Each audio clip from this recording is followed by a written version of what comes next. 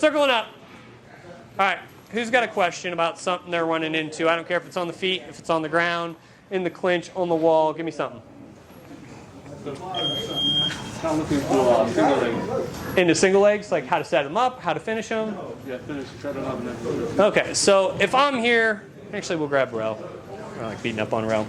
So, simplest single leg I like to do is just off a 1, 2, 3 right leg kick. So for me it's bop, bop, bop. I throw that right leg kick and I just step behind. Because a lot of the times people are looking for that right leg kick and then they step it back. For me, I just like hitting this more kind of like a Dutch style. I'm not trying to really turn it over and boom. I'm more just trying to cut and hit that step behind. As soon as that step behind hits, I'm trying to bump him with my chest and lock my hands just above the knee. Bop, here. Now, my simplest finish here, there's kind of two I like. The first one is I swing this leg to the outside, drive across, and finish it almost like you would a double. So I'm here with Rel, we're moving. 1, 2, 3, kick, step, bump. I'm here, drive, and finish, right? That's a simple one, but it has a lot of mechanics that, you know, if you don't get the swing out right, it can have its problems, right? Really simple one I like. 1, 2, 3, kick, step, I bump him. All I do is I pick this up to my armpit real tight. And then all I do is run into him. Hit him early and often in that, but run him over. A lot of people try to overcomplicate this. If his leg's across my body here, all I have to do is keep running into him, picking that ankle up, and violence is needed. Does that make sense? Questions on that? Real simple single leg with a finish. So we're here. 1, 2, 3. Bop. Here. Bump. And then I just run him over. All right. Drill it out. 1, 2, 3. So if he's against the wall and he's got me clinched, right? So a lot of guys will get into the wall here and they'll get that traditional tie clinch because what they're trying to do is just control your head and turn you so that they can get off the wall quickly. So if I'm here, boom. In a lot of like our traditional tie breaks are going to be a lot harder to hit from here.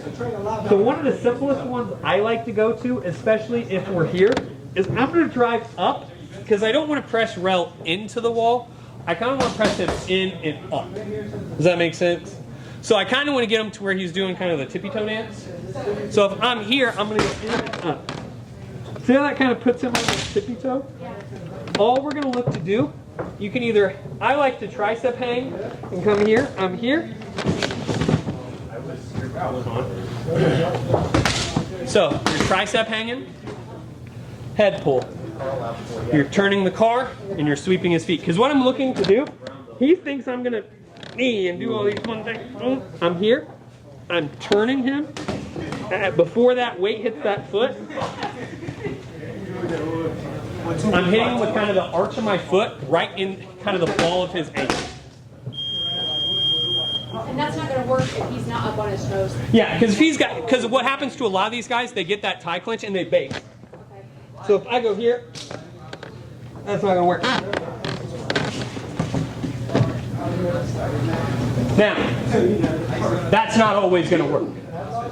So what I like to do is hit that as a 1-2 punch. So here, that doesn't work because he bases just enough. Here, scoop it out. So, it's nice to hit as kind of a 1-2. I'm here, I try to scoop it out, it doesn't work. He puts his foot back, because a lot of guys will. When you put your leg under and you scoop, are you pulling out with your arm too? No, I'm trying to drive him through the wall. Okay. Kind of like I'm here, scraping him down that wall with his back. Rel feels it. Yeah, he does. He don't shut the fuck up. But I'm here, I'm 8 hanging on him. I'm here, I'm driving my head in and pulling his hips out.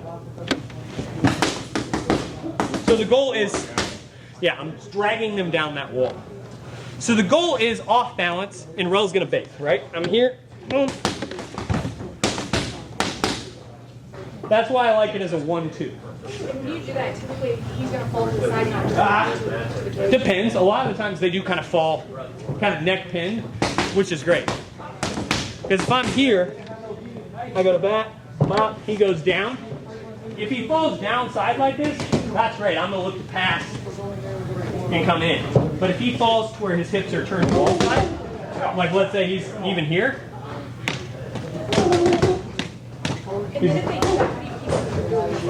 Let them. Go ahead, Rel. Rel, get up the wall. Rel, I say get up the wall. Violence. You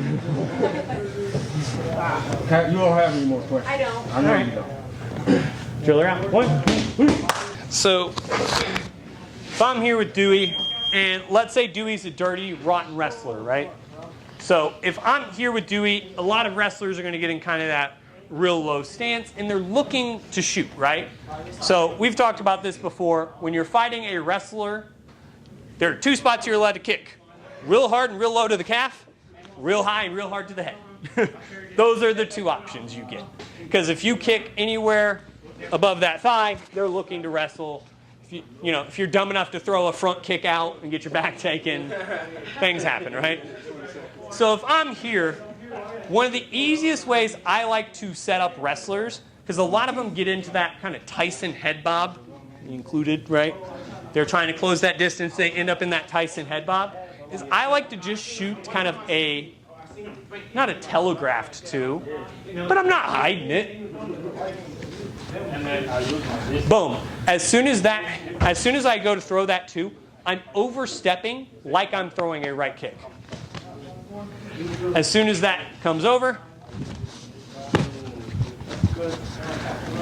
Now, if they're a dirty southpaw, same thing. I'm throwing that hook